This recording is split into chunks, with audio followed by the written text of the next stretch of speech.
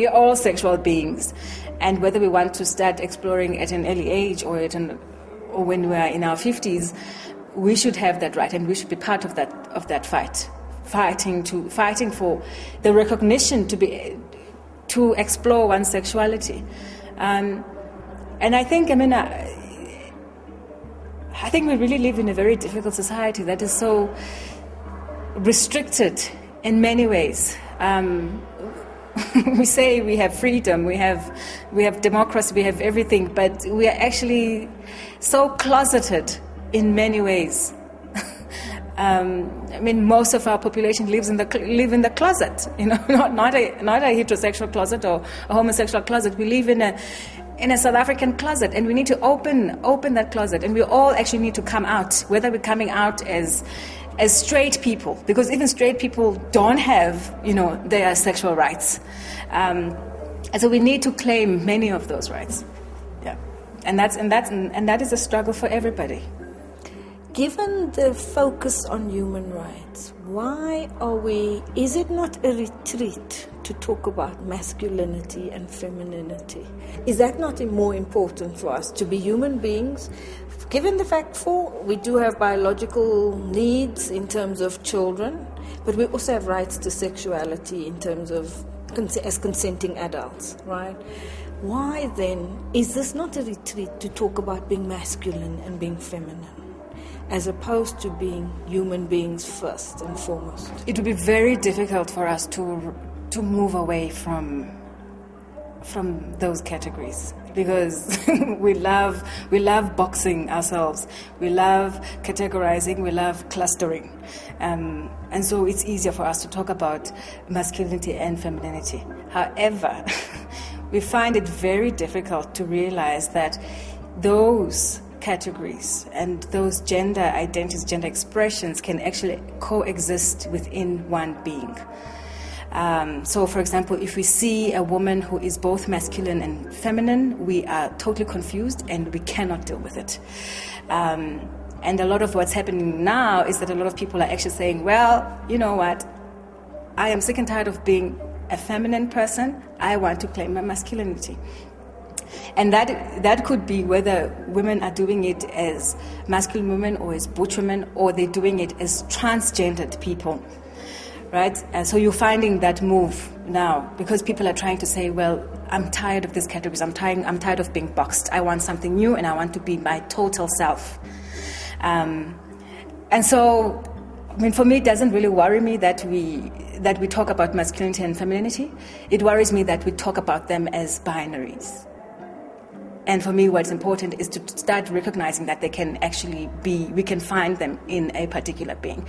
A lot of the work that I've been doing is actually all about that, talking about gender, and talking about gender, not gender as women, but talking about the construction of gender and how gender is played out, whether through the masculine or the feminine, within a female body, where you find women who are transgressors, who will do the same things that we think only men can do. And how do we talk about that? And how do we even challenge that and talk about how if women can hold the positions of masculinity and those positions, and what does it do to masculinity? How do we talk about masculinity? Because, for example, when we talk about men, we'll always say men are violent, men are this. If we're talking about women who are masculine, can we talk about those same things? Because they have exactly the same traits that those men have, right? So for me, those are the kinds of debates that we have to start engaging in.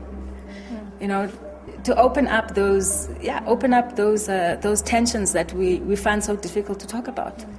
In terms of building a women's movement that has this diversity in terms of how we position women, so that we look at what we have more in common, whether we're heterosexual or bisexual or transsexual or whatever the case might be. But there's certain struggles that I think they are in common. And it seems to be more and more, and this is because of my own work in female-headed families, because there's not one woman that I have met who would encourage men to be violent, either towards other men or towards other women. And I mean, we live in such a violent society. I mean, men kill men and men kill women in this society.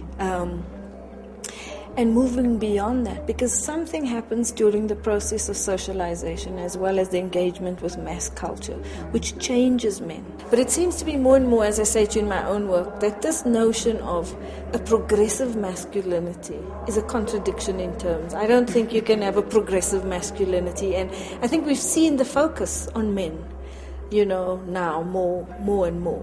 On the other hand, I think what we've done as women, we say sisters are doing it for themselves. And I think we also let men off the hook in society by actually taking that responsibility as well. So I'm quite keen in terms of how do we build a socialization where we're socializing children to be human beings first, where things like your sexuality is so normal as part of your daily life that it doesn't really matter. We get to a point where it doesn't matter whether you're heterosexual or transsexual or anything like that. It's the norm. Do you know what I mean? It becomes, because I think there's such a focus on that, and that we're all in the closet more than out and enjoying and fulfilling our lives. So you'd have to ask, where does that socialization take place? Would it start in the family, and knowing that the people who socialize in the family are the parents, and probably they themselves haven't been socialized in the way that we want them to be socialized, then, where would it start? Is it in the education, in the schools? I think it's basically, it has to be we have to have a mass movement in the whole country. Internationally. Yeah, internationally. And the way that we represent female bodies or male bodies in the media has to change. The way we're written about, talked about, or it's. Maria, it's a very big project, but I think it's a project that many of us would like to see at the end of the day. And I think that's why we are all fighting, because we're all fighting for a change, for us to stop being so different.